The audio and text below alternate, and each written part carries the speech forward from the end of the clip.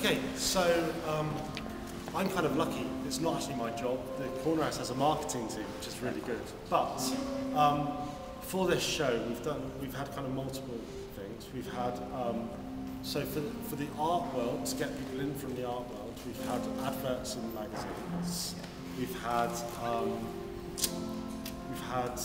email sent out. So Corner House has its own contacts that sends an email out. It also has like a Facebook profile, which is a really kind of the social networking thing is kind of increasingly becoming a good way of getting people in that's kind of free and actually has a good success. Right? Then there's things like a press release. So we put together a press release which was then sent out to art pressing people, but also like local newspapers and things like that, and national newspapers. And so when the show opened, we had like things about it in the Times and the Guardian, as well as kind of art magazines as well, and then local papers too. So that's kind of another way of getting people to know about it. So if they read it and go, that's an interesting show. And then things like, what else do we do? Quite a lot. There's the kind of the website as well. So that's kind of increasingly another thing that you can get people to that, and once they sort of see actually some of the stuff on there, then they're kind of maybe more likely to come to the show if they find it interesting as well, rather than just a bit of text. Yeah. I think in terms of like more of a kind of in the past with the exhibitions, I kind of think that the social networking is really kind of important. I hear you guys are going to put on an exhibition. Yeah. I really think that like Facebook and Twitter and things like that are really kind of good, and you can kind of start that off kind of quite soon, you know, to get people interested in kind of a rolling interest in it. So, and also that you're building up, and that, of course with those sort of things, it can just keep spreading out to different people. So, you know, all of your friends actually makes loads of people, and then they can send it to their friends, and it suddenly spreads to loads of people. I've got a couple of sort of overarching themes to ask you about, and then perhaps, because we've got quite a few specific questions, Andrew's kindly said that he would be prepared to if you put them together in an email, answer, so he'll do a little bit of mentoring, but obviously time dependent because he's a very busy chap. One of the overarching themes of the thing is the purposes of your activities as a curator and details of your working practices. So you sort of alluded to it before. Is it very much that you come up with the concept and then you bring the artist in, or is it ever the case that the artists come to you with ideas for shows? How's that process for you? Yeah. Okay. So I guess I should say I'm actually an artist. I'm not a curator. I mean, I've curated this and I've curated other shows, but primarily I'm an artist. I'm not employed by Corner House. I kind of got brought in to do this show, and so in answer to from you, from my perspective of bit on shows, I kind of work with the artists that I'm interested in, or sometimes other artists will suggest somebody of, oh, do you know this person? And it also comes from researching. So looking back, I've got loads of magazines and catalogues, the web, going to exhibitions. So you build up a roster of people that you'll kind of find interesting, and also that you kind of discover as well. In terms of a place like Corner House, they've historically had a curator that they've employed. And that an in-house curator, it's full-time. Yeah, but they've changed their policy to make it so that there's actually lots of people like me coming in to do individual shows, so they have more variety. What they found is their shows were kind of, because they had a curator, they were often quite sort of specialised in one sort of area, so they kind of wanted to make it more open. So when you go to Corner House now, the shows will hopefully be kind of different. But Corner House has people that propose exhibitions to them, and so we propose the exhibition to Corner House, and they also have artists that send in stuff, and they look through all of those proposals as well.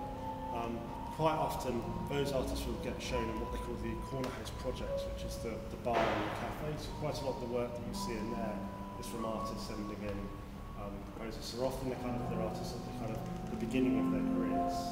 And so Corner House is quite canny because they call it Corner House projects instead of Corner House bar and cafe, which sounds better on the CV But yeah, what's kind of interesting is since doing this show, artists are now emailing me already about, oh, here's my work, have a look at it, it'd be great. So I can see that what you sort of said will actually start happening more and more, because this is a more high-profile show that I've curated than I have. So with that in mind, I'm just going to ask another overarching one, just because I know you're pressed for time. So what sort of factors influence your practice, such as audience expectations, financial constraints? Because you said obviously this had a budget, whereas previous things haven't had a budget. So what's the biggest kind of legal constraints, finances, audience expectations? How does that all kind of move together into? Okay, so for this show we had a budget. We were really lucky. It was part of something called the AND Festival. So Corner House provided some money, and the AND Festival provided some money. And then we raised money as well, primarily from the foreign artist countries. We kind of sent off proposals to their sort of version of the Arts Council or their embassies, and we got some money from them in order for us to so for instance for Johanna to come over here and spend 2 weeks here, there was free Finnish funding organisations that gave us some money in order to and so we're quite lucky. We actually had quite a big budget in terms of the show, which means that we could be more ambitious with the type of artists. If we didn't have so much budget, things like the amount of foreign artists we had in the show, we wouldn't be able to have those. In terms of things like the screen, we wouldn't be able to have those. In terms of simple things like being able to build walls cost money to do. We wouldn't be able to commission as many new works, because obviously there's a kind of level of artists, and the level of artists I've dealt with before of curating, you kind of give them an opportunity, and so they kind of want to make new work. They're kind of prepared to not do it for any money, so they do it. They'll pay for their train fare to come up because there's no money for the show at all. So we're giving them a kind of a space and an opportunity, and then the artist kind of funds it. Now I've always kind of hated that. I kind of don't like the idea that the artist is the last one to be paid. So we were really kind of firm, and I think this is because me and Dave are both artists, primarily not curators, that we had in our early budget meetings, we said we want every artist to get paid for showing their work on the show. And Conor said, why? We could save loads of money by not doing that. And it's kind of like, well, why should the artist be the only one not getting paid for it? So we were kind of really firm about that. And we had to kind of really put our foot down, especially when we were going over budget. We had to find other ways of cutting back in order to bring it back into budget, because we were really kind of firm with the fact that everybody should at least get some money for showing their work, because they spent loads of, like this guy, 3 years to make a piece of work. It's a massive sort of amount of time, and yes, that was important. In terms of the audience kind of angle, we were kind of conscious of the fact that we wanted a mixture of works. So there's some works that are, we hope, kind of easy to kind of, or easy to start to get, and kind of, they're kind of quite sort of engaging, I guess, so that we, sort of people are kind of really responding well to this one, for instance, and to the comic book illustrations downstairs. They're kind of very kind of readable works, and we kind of wanted a mixture of those, and maybe other ones that are, maybe you kind of need to go away and think about, or maybe you need to kind of come back to, or maybe you go away and you find out a bit about it, and you kind of change it. So we wanted a kind of a mixture of those sort of works in the show. So, and then our kind of biggest thing is that we wanted to not just have shows, a show of artist work that was in the galleries. We wanted to kind of spread it out. So that's why we've got the work along the wall of the cinema, and why we did the performance event. It was in the green room rather than the corner house, which is kind of a theatre next door to the corner house.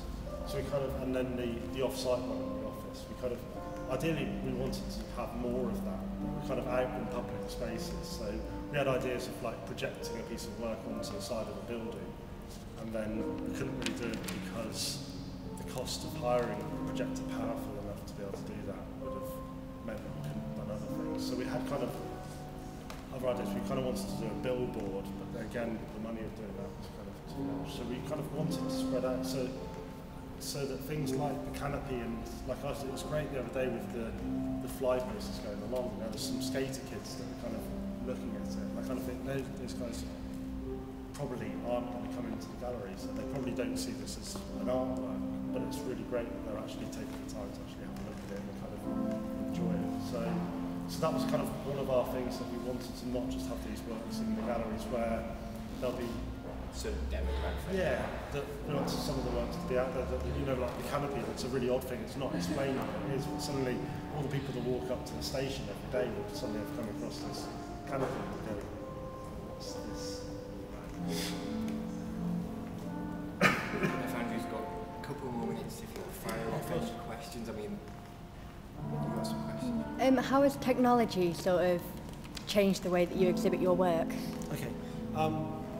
Yeah, loads. Like, for instance, the kind of the move into HD as opposed to standard definition, yeah, has meant that projecting an image, you can project it far bigger. So, for instance, with this one here, if we were using standard definition, so this is basically it runs off a computer rather than a DVD player or a Blu-ray player. That's when he's sort of shown the work before, it actually ran like this, because the projector wasn't powerful enough to kind of to have it. So we have a projector, and that's which means that we can have it much bigger without retaining quite good quality of definition. So things like that, you know, the fact that it would have been possible to have shown a projection on the side of a building and have it the size of the building, it's kind of amazing. And again, bizarrely, in terms of new technologies, that's kind of now sort of possible. Whereas actually in the older technology, it's possible as well. You know, when it was just running off film, you could have done that. But then there's kind of the move towards digital technology that in the early stages meant you couldn't do things like that, which are now being kind of opened up. I mean, I kind of feel it's, yeah, I don't know how kind of relevant it was for us. I mean, we kind of, as a theory of it, we didn't really think that much about promoting new technology. We just kind of chose the works that we felt were really good. That was kind of our standpoint. And if they use new technology, it's great, or if there are drawings, great. So we were kind of, not that we shut down anything, it's really, but it wasn't part of our choice, the fact that we were going to showcase everything kind of new and sparkly and the latest technologies. It was kind of far more about finding the best and the right artworks, whatever media they were in. But yeah, I mean, it's definitely changed. I don't know if any of you have been to the Manchester Art Gallery, but if you have some time, oh great, to see Raphael Hammer, and he really kind of uses, well, he has to kind of create new technologies in order to make his pieces of work.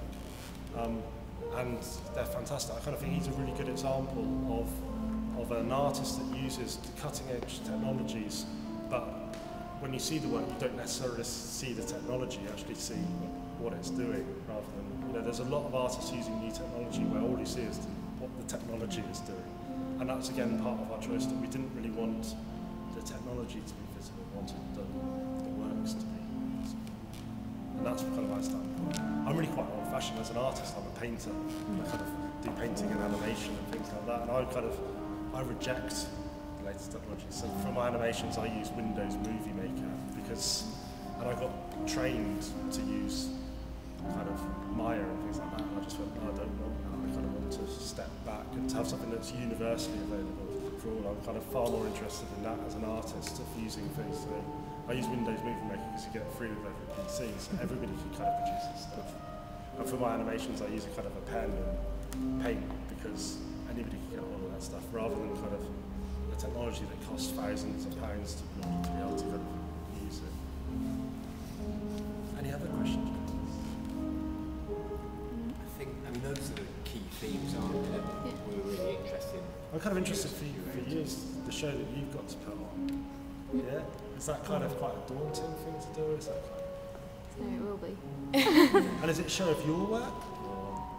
We've discussed, obviously they have to show their work and they're going to produce some work to show, but we also discussed the idea of asking artists if they'd like to display their work also alongside, which we hoped would broaden the audience. Right. On that kind of angle, I would say that